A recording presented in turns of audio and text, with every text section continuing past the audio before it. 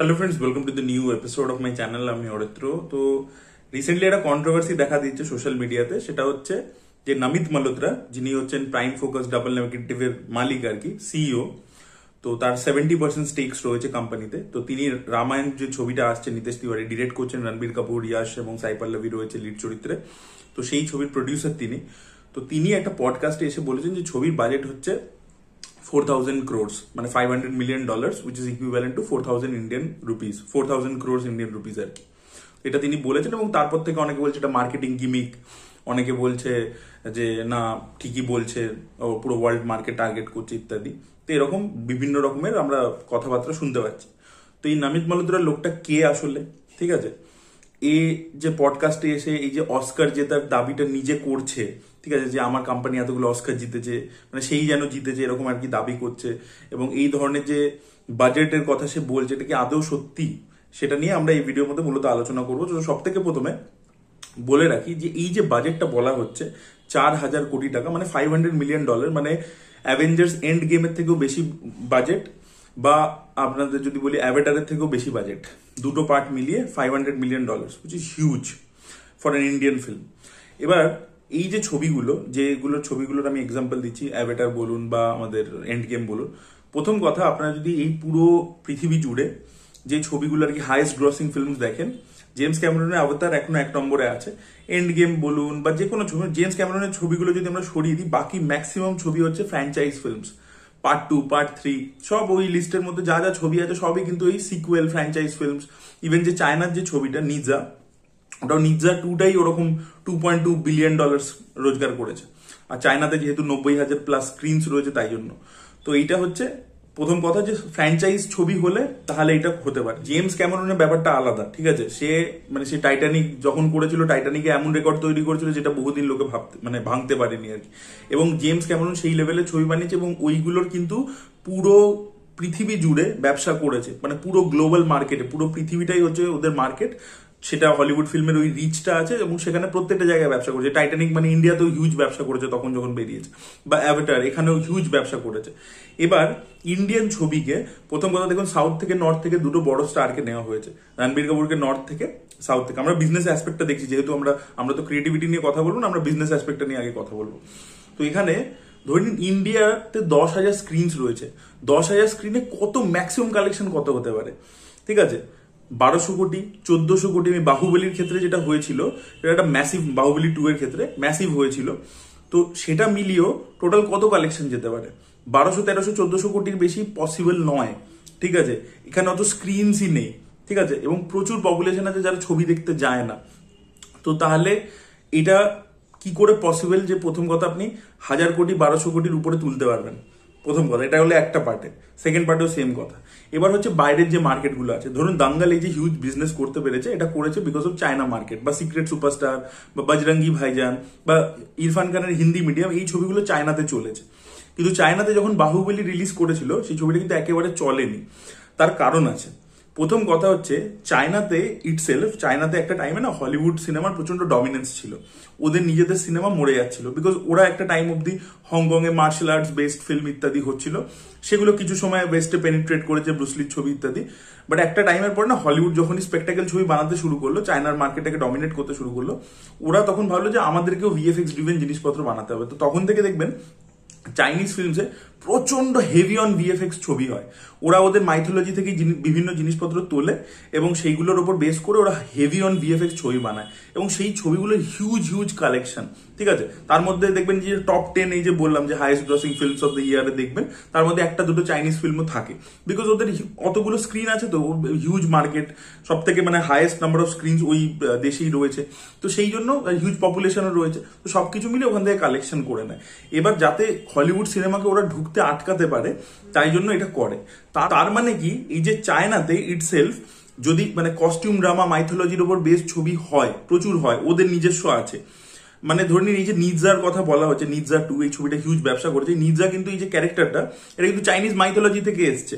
এটার উপর চাইনিজ মাইথোলজির একটা ক্যারেক্টার, এবং তার উপর একটা বইও লেখা আছে, সেটার উপর বেস করে সেটাকে অ্যানিমেট করে লার্জার দ্যান লাইফ করে দেখাচ্ছে ওরা, ঠিক আছে। বা এই যে জার্নি টু দ্য ওয়েস্ট, সেই বইটার উপর বেস করে অনেকগুলো ছবি হয়, ঠিক আছে। এবং ওখানে হনুমানের মতো একটা ক্যারেক্টার আছে, মাঙ্কি কিং। ঠিক আছে, আপনারা যদি জানেন নাহলে গুগল করে দেখে নিতে পারেন।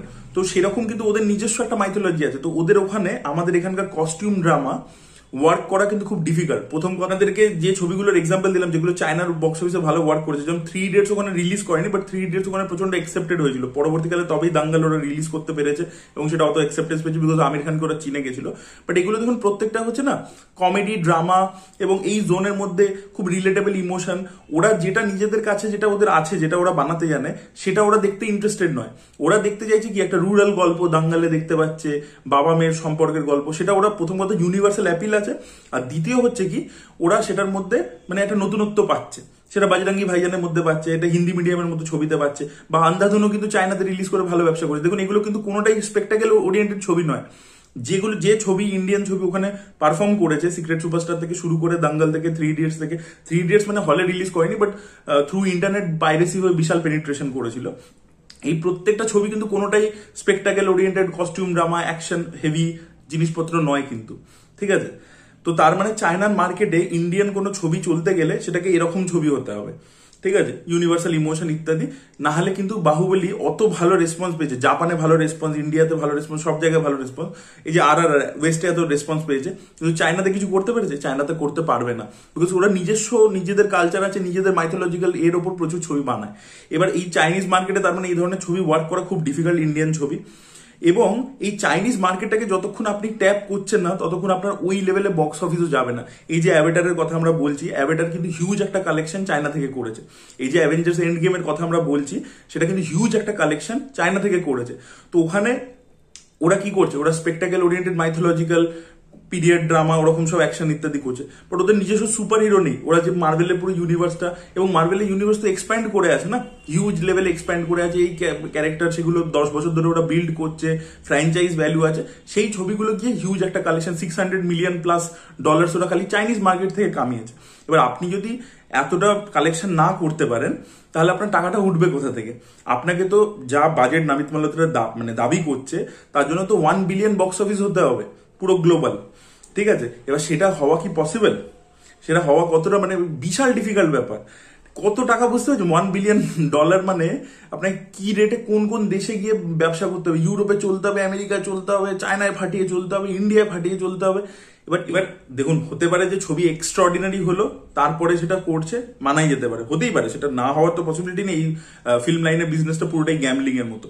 কিন্তু আমার কথা হচ্ছে যে লোকে যখন টাকা লাগায় সে তো একটা ভাবনা চিন্তা করে লাগায় যে এতটাই আমি লাগাতে পারবো যাতে আমার এতটা রিকভার হয়ে যেতে পারে, ঠিক আছে।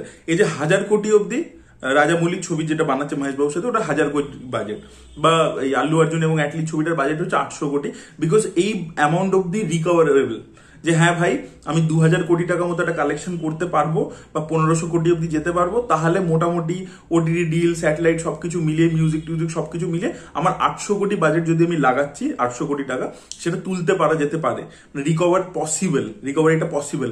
কিন্তু আপনি আদৌ বলুন যে 4000 কোটি টাকা ইন্ডিয়ান মার্কেট থেকে তো কিছুতেই রিকভার হবে না। এবার চায়নাতে আমি আপনাদেরকে বলেই দিলাম প্রিভিয়াস কিছু এক্সাম্পলস দিয়ে। তো তাহলে কি হলিউড থেকে এত হিউজ টাকা কালেকশন করে নেবে? জাস্ট একটা হলিউড থেকে আর্টিস্ট কিন্তু একটাই অ্যাসোসিয়েটেড আছে, সেটা হচ্ছে হান্স জিমার। হলিউডের কোনো বড় ফেস কিন্তু ছবির মধ্যে নেই, কোনো স্টার নেই। কিন্তু এখান থেকে আমি আরো একটা বিষয়ে চলে আসবো, সেটা হচ্ছে যে নিতেশ তিওয়ারি বা বলিউডের যারা অ্যাসোসিয়েটেড আছে ছবিটার সাথে, শ্রীধর রাঘবন, আমাদের এদের কাজ প্রত্যেকেরই ভালো লাগে। আমি নিতেশ তিওয়ারিকেও খুব পছন্দ করি, শ্রীধর রাঘবনকেও পছন্দ করি, বাট এদের যে ফিল্ম মেকিং স্টাইলটা, it has evolve from West only. আপনি আজকে শ্রীধর রাঘবনের যখন স্পাই ইউনিভার্স দেখছেন, ঠিক আছে, সে টাইগার 3 যেটা বানাচ্ছে বা পাঠান বানাচ্ছে, এগুলো মিশন ইম্পসিবলের বিভিন্ন ট্রোপস নিয়ে করে, ঠিক আছে। তো he is heavily influence from western films. বা নিতেশ তিওয়ারির ছবিও যদি আপনি দেখেন, মানে ও কিন্তু heavily influence from western films আর কি। এবার আমার কথা হচ্ছে যে ওয়েস্টে আগে আমি যেটা বললাম যে যদি ওরা যে জিনিসটা দেখেনি আগে থেকে, সেই জিনিসটা যখন দেখতে পাবে তখনই মজা পাবে। কিন্তু আপনি যদি ওদের অ্যাস্থেটিক্সেরই একটা জিনিস ওদেরকে বানিয়ে দেখাতে যান, তাহলে কিন্তু ওরা সেটাকে অ্যাকসেপ্ট করবে না, এই রেটে অ্যাকসেপ্ট করবে না। আপনি যতই গ্লোবাল ডিস্ট্রিবিউশন ওয়ার্নার ব্রসকে দিয়ে করিয়ে নিন, যাই করিয়ে নিন, যত ভিএফএক্স হেভি করে নিন, ওরা দেখবে না, বিকজ ওদের কাছে আরো বেটার জিনিস আছে বা ওটার ইকুয়ালি জিনিস কিছু ওরা বানায়, ঠিক আছে। এবার রাজামৌলি কেন বেস্ট অ্যাকসেপ্ট করেছে? পরবর্তীকালে ইগা রিলিজ করছে বা বাহুবলী আবার করে ওখানে রিরান হচ্ছে বড় বড় থিয়েটারে, লোকে দেখে মজা পাচ্ছে, বিকজ ওটা পুরোপুরি ইন্ডিয়ান স্টোরি টেলিং। আমাদের ইন্ডিয়াতে ডান্স অ্যান্ড ড্রামা থেকে যেভাবে স্টোরি ইভলভ করেছিল আগেকার দিনে, গ্রামে লোকে যেভাবে যাত্রাপালাতে গান করতো, সবকিছু লাউড হতো, বলে দিত, আন্ডারলাইন করা, মিউজিক দিয়ে সবকিছু ওভার দ্য টপ, এক্সপ্রেশন একদম লাউড, সেই জিনিসটা রাজামৌলি ছবির মধ্যে আছে, যেটা হচ্ছে পিওর ইন্ডিয়ান ফর্ম। ঠিক আছে, ওইটা যখন ওরা দেখতে পাচ্ছে, ওই ফর্মটা ওরা কখনো দেখেনি। ঠিক আছে, যেখানে প্রত্যেকটা জিনিস ওইভাবে হাইলাইটেড, অ্যাম্পড আপ, পুরো জিনিসটা, ইমোশনটা ইন্ডিয়ান, মিউজিকটা ইন্ডিয়ান, প্রত্যেকটা জিনিস ইন্ডিয়ান, ওখানে কিন্তু কিচ্ছু ওয়েস্টের এপ করা কোনো মাল নেই। তো তখনই ওরা দেখছে যে ভাই এটা তো নতুন দেখছি, এরকম তো আমি দেখিনি আগে, তখন ওরা ইন্টারেস্টেড হচ্ছে ব্যাপারটাতে। কিন্তু যখন আপনি ওদেরকে ওদেরই জিনিস দেখাবেন, মানে ওদের থেকে ইন্সপায়ার্ড হওয়া জিনিসই দেখাবেন, তখন সেটা চলবে না। ধরুন গালি বয় আজকে এখানে খুব ভালো রেসপন্স ছিল, কিন্তু যখন অস্কারে পাঠানো হলো, ওদের কাছে তো একটা ওই কি যেন 8 মাইল বলে ছবিটা আছে, তো ওরা কেন আবার করে গালি বয় দেখতে যাবে? বা যখন বার্ফি পাঠানো হচ্ছে, বার্ফি তো ছবি ভালো, কিন্তু যেহেতু ওটার অ্যাস্থেটিক্সটা বাস্টার কিটন, চার্লি চ্যাপলিনের মতো যেটা ওদের দেখা জিনিস, তাই জন্য ওরা সেটাকে অ্যাপ্রিসিয়েট করবে না, এটা স্বাভাবিক ব্যাপার। এত টাকা লাগানো, ঠিক আছে, মার্কেটের একটা কোনো ক্যালকুলেশন না করে, এটা আমার মনে হয় যেটা বলা হচ্ছে এটা পুরোপুরি মিথ্যে কথা বলা হচ্ছে। এটা জাস্ট একটা পাবলিসিটি হাইপ করার জন্য এই ধরনের মিথ্যে কথা বলা হচ্ছে। এবং Namit Malhotra, he is very much obsessed with his name. ঠিক আছে, সে সবসময় এই যে দাবিগুলো করছে, উই হ্যাভ ওন অস্কার, মানে সে নিজেই বলে দিচ্ছে আমি জিতেছি, আমি অস্কার জিতেছি, আমি ক্রিস্টোফার নোলানের সাথে কাজ করেছি, এই করেছি, এই ধরনের যে কথা বলছে। জানতে হবে নমিত মালহোত্রা প্রথম কথা কি, ঠিক আছে, এবং এই যে ধরনের জিনিসপত্র সে করছে সেটাতে কিভাবে ব্যাকফায়ার করবে রামায়ণ, সেটাও বলে দিচ্ছে। নমিত মালহোত্রা প্রথম কথা হচ্ছে প্রডিউসারের ছেলে, বম্বে বেসড একজন, ওর বাবা ফিল্ম প্রডিউসার, তার ছেলেও, ঠিক আছে, দাদু ক্যামেরাম্যান ছিল, নাম করা। এবার বম্বেতে বড় টাকা পয়সা পেয়েছে, পড়াশোনা 90s, মিড 90s যখন সবে গ্রাফিক্স ইত্যাদি আসছে, ও তখনই স্টুডিওস খুলে নিয়েছে, ইকুইপমেন্ট খুলে নিয়েছে, ডিজিটাল ইন্টারমিডিয়েট করা শুরু করেছে, ডিআই এইসবের কাজ শুরু করেছে আর্লি 2000s, টেলিভিশনের কাজ ইত্যাদি। তখন এমটিভি আসছে, সনি আসছে, সেগুলো যত গ্রাফিক্স ওরিয়েন্টেড কাজ সেগুলো করা শুরু করছে গ্র্যাজুয়ালি করতে করতে। তারপরে ওরা কিছু ইন্টারন্যাশনাল কোম্পানিদেরকে টেক ওভার করছে, টাই আপ করছে, করে তারপরে প্রাইমারিলি 2008-9 সেই সময়তে এই যে প্রাইম ফোকাস যে কোম্পানিটা, যেটা মালিক ছিল নমিত মালহোত্রা, তারা কি করতে জানেন তো, 3D তে কনভার্ট করা। ঠিক আছে, সিনেমা রেডি হলে তার 3D কনভার্সনটা ওরা করতো। এরকম ওরা অনেক হলিউড প্রজেক্টসে কাজ করেছে। আর ওরা কেন এখানে দিত? বিকজ এখানে চিপ, ইন্ডিয়া থেকে করালে আজকেও প্রচুর হলিউড ছবির ভিএফএক্স এর কাজ ইন্ডিয়া থেকে করানো হয়। ঠিক আছে, বিকজ এখানে অনেক চিপে আপনি করে নিতে পারবেন এবং অনেক সময় পায়, তো তাই জন্য কোম্পানিজরা এখান থেকে ভালো আউটপুট দিতে পারে। এবং যখন ইন্ডিয়ান ফিল্মরা করে, তাদের যেহেতু টাইম কম, বাজেট কম, তাই জন্য সেই লেভেলে আউটপুট আসে না। বাট প্রচুর, আপনারা যদি দেখেন ইন্ডিয়ান এমপ্লয়িজদের প্রচুর নাম আপনি দেখতে পাবেন। তো সেই জন্য প্রাইম ফোকাস সেই কাজটা প্রাইমারিলি করতো। 2014 সালে প্রাইম ফোকাস কিন্তু ভিএফএক্স ডিপার্টমেন্টে, ভিজুয়াল এফেক্টসে কিন্তু সেরকম কোনো নাম ছিল না ওদের, বিফোর 2014 ওরা একটা ব্রিটিশ কোম্পানি, যেটা নাম হচ্ছে ডাবল নেগেটিভ, তার সাথে সেটাকে মানে টেক ওভার করছে, মার্জার করছে সেটার সাথে, দিয়ে তারপরে কোম্পানিটার নাম হচ্ছে ডিএনইজি। ঠিক আছে, তার আগে পুরো ডাবল নেগেটিভই নাম ছিল, তারপরে ডিএনইজি হচ্ছে। এবার এই ডিএনইজি মানে ডাবল নেগেটিভের আসল মালিক যারা, 3 জন ফাউন্ডার ছিল। পল ফ্র্যাঙ্কলিন, সে হচ্ছে এটার মালিক ছিল, ঠিক আছে, পল ফ্র্যাঙ্কলিন এবং তার আরো 2 জন বন্ধু, এরা 3 জন মিলে কোম্পানিটাকে তৈরি করেছিল 1998-এ। ঠিক আছে, এবং তারা প্রত্যেকে আর্টিস্ট ছিল, তারা নিজেরা ভিএফএক্স আর্টিস্ট। এবং এই যে যখন ভিএফএক্স এর জন্য অ্যাওয়ার্ডটা দেওয়া হয়, ঠিক আছে, তখন কাকে দেওয়া হয় জানেন? ভিএফএক্স সুপারভাইজারকে, যে ওই পুরো জিনিসটা সুপারভাইজ করেছে। পল ফ্র্যাঙ্কলিন, সে তো ডাবল নেগেটিভের জবে থেকে প্রথমে কাজ শুরু করেছে, তবে থেকে আজ, সেই তো ফাউন্ডার। ঠিক আছে, সে নিজে ভিএফএক্স আর্টিস্ট, সে সুপারভাইজার হিসেবে থাকতো। এবং এই যে ডার্ক নাইটে, ইনসেপশনে, তখন যখন কাজ করছে, ইনসেপশনের জন্য তো অস্কার পেয়েছিল ডাবল নেগেটিভ, সেটা কিন্তু তখন নমিত মালহোত্রার কোম্পানির সাথে যুক্তই হয়নি। ঠিক আছে, বা যখন যুক্ত হয়েছে তখন তো অলরেডি ইন্টারস্টেলারের কাজ হয়ে গেছে। যে ইন্টারস্টেলারের দাবিগুলো পডকাস্টে করছিল, মার্জার হয়েছে 2014 জুলাইতে, তখন তো ইন্টারস্টেলার রিলিজ করে গেছে, ওই সময় ইন্টারস্টেলার রিলিজ করেছে। তো তার মানে কাজ তো হয়েছে আগের বছর থেকে। তাহলে নমিত মালহোত্রা কি করেছে সেখানে, তার কন্ট্রিবিউশনটা কি? তো সেখানে সে আপনারা দেখে নিন, ভিএফএক্স সুপারভাইজার ওই নোলানের ছিল, নোলানের close associate, Dark Knight Rises, Inception এবং এই ছবিটা ইন্টারস্টেলার। ঠিক আছে, তারপরে নমিত মালহোত্রা আসছে। ঠিক আছে, এবং আপনার নেগেটিভ কোম্পানিটা আগে থেকেই ভালো এমপ্লয়িজ ছিল, ওদের রেসপেক্ট ছিল এই ভিএফএক্স ওয়ার্ল্ড এর মধ্যে, ওরা ভালো ভিএফএক্স এর কাজই করতো। অ্যান্ড্রিউ লকলি বলে একজন আছে, যে পরবর্তীকালে ব্লেড রানারের জন্য পেয়েছে, সেও হচ্ছে এই যে পল যে সময়কার লোক, সেই আর্লি 2000 থেকে সেও কাজ করছে। তো সেও কিন্তু এরকম নয় যে নামিত মালহোত্রা ওকে নিয়ে এসছে। এবং আপনাদেরকে বললে আপনারা অবাক হয়ে যাবেন যে রিসেন্ট যে নোলানের ছবিগুলো হয়েছে টেনেট এবং ওপেনহাইমার, সেগুলোতে ভিএফএক্স সুপারভাইজার কিন্তু মানে ভিএফএক্স সুপারভাইজার দু রকমের হয়, যে আপনি কোম্পানিকে দিচ্ছেন, কোম্পানির ভিএফএক্স সুপারভাইজার হতে পারে, না হলে হতে পারে যে ডিরেক্টর অ্যাপয়েন্ট করে দিচ্ছে প্রোডাকশন সাইড থেকে একটা সুপারভাইজার আলাদা, যে হচ্ছে ফ্রিল্যান্সের লোক। সে ওই কোম্পানির মানে সে পুরো জিনিসটাকে প্ল্যান করে শুট করাবে, করে তারপরে দিয়ে কোম্পানিকে ইনস্ট্রাকশন দিয়ে কাজ করাবে। নোলানের লাস্ট দুটো যে ছবি ওপেনহাইমার এবং টেনেট, এই দুটোতে কিন্তু ডাবল নেগেটিভের এমপ্লয়িরা কাজই করেনি, মানে ভিএফএক্স সুপারভাইজার হিসাবে। ডেফিনেটলি এমপ্লয়িরা কাজ করেছে, বাট আমি বলছি সুপারভাইজার হিসাবে যে কাজ করেছে সে কিন্তু প্রোডাকশন সাইড থেকে ছিল। অ্যান্ড্রিউ জ্যাকসন হচ্ছে সেই ভদ্রলোকের নাম, অ্যান্ড্রিউ জ্যাকসন। তো তিনি কিন্তু ডাবল নেগেটিভের এমপ্লয়ি নয়, তিনি ফ্রিল্যান্সার। তো তাহলে আপনি বলুন যে এই যে অস্কারের ক্রেডিট গুলো সে বারবার নিচ্ছে, প্রথম কথা হচ্ছে দুটো অস্কার তো জিতেছে যখন সে পার্টি ছিল না নামিত মালহোত্রা, মানে কোম্পানি সিইও সে ছিল না, ঠিক আছে। আচ্ছা, আরো একটা জিনিস বলে রাখি, নামিত মালহোত্রা এই যে 2014-তে টেক ওভার করেছে, 2021-এ যে অ্যাকচুয়ালি কোম্পানিটার যারা 3জন ফাউন্ডার ছিল তারা এখন সব কোম্পানি ছেড়ে চলে গেছে এবং তারা একটা নতুন কোম্পানি তৈরি করেছে।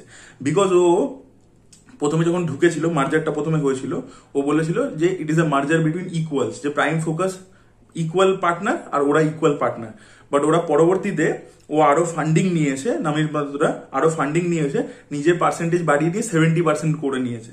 এবং তারপর থেকে এই যে অরিজিনাল যারা ফাউন্ডার্স আছে তারা কিন্তু 3জনেই ওই কোম্পানি ছেড়ে চলে গেছে এবং তারা একটা নতুন ভিএফএক্স কোম্পানি সেট আপ করেছে। ওদের চিরকালই রেসপেক্ট ছিল, ডাবল নেগেটিভের চিরকালই এই ভিএফএক্স এর কাজের জন্য ওরা ভালো কাজ করতো, এটা চিরকালই জানা ছিল, ঠিক আছে। এবং ওরা যেহেতু 3জনই যারা ফাউন্ডার ছিল, ওরা বিজনেসম্যান ছিল না, মোর অফ আর্টিস্ট, ওরা ভিএফএক্স আর্টিস্ট নিজেরা।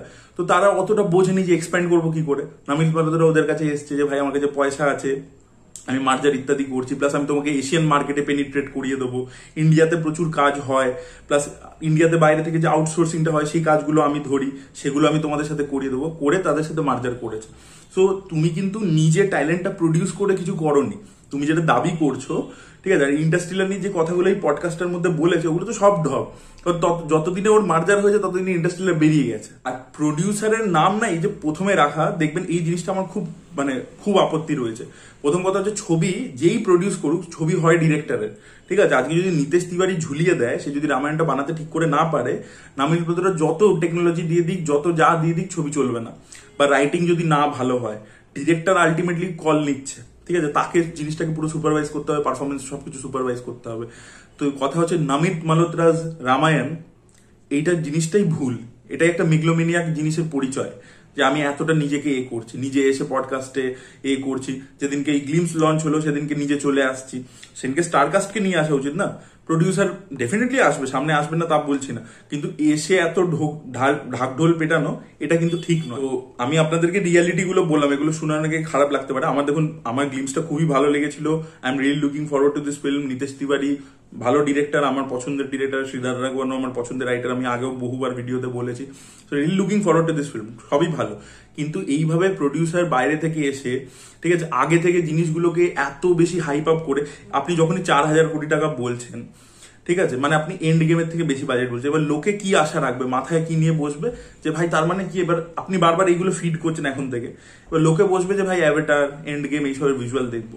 এবং সেটা তো অ্যাকচুয়ালিতে নয়, রিয়েলিটিতে ওটা নয়। এবার যখন ভিজুয়ালস গুলো এটা ম্যাচ করবে না, তখন লোকে গালি দেবে, তখন এবার দোষ হয়ে যাবে ডিরেক্টরের দোষ হয়ে যাবে, তখন জিনিসটা হবে। তারপর কিছু লোক ওটার মধ্যে আবার রিলিজিয়নের অ্যাঙ্গেল ঢুকিয়ে ওটাকে ক্রিটিসাইজ করতে শুরু করবে, যেটা ঠিক হয়নি, ওটা ঠিক হয়নি। প্রবলেমটা এখানেই হবে। তো রামায়ণ বানাও উইথ আটমোস্ট কেয়ার, সিনসিয়ারিটি। খুব পোটেনশিয়াল আছে গল্প সব জায়গায় পৌঁছে যেতে পারে, বাট এরকম ভুলভাল কথাবার্তা বলো না। এর আগে আদি পুরুষের মেকার্সরা ভুলভাল কথাবার্তা, হলের মধ্যে একটা সিট ফাঁকা রেখে দাও, এই করো ওই করো, যখন গ্লিমস এসে খারাপ রিয়াকশন পাচ্ছে তখন সবাই মিলে বসে জাস্টিফিকেশন দিচ্ছে, ডিরেক্টর রাইটার মিলে। এই ধরনের জিনিসপত্র করতে গিয়ে কি ব্যাকফায়ার, কি ব্যাকল্যাশ খেয়েছে দেখতে পেয়েছেন আপনারা। এই জিনিসটা নামিত মালহোত্রা নিজের করা বন্ধ করা উচিত, আমি ফ্যাক্ট বলছি। সো এবার আপনাদের মতামত অবশ্যই কমেন্টে জানাবেন। Thank you so much, by.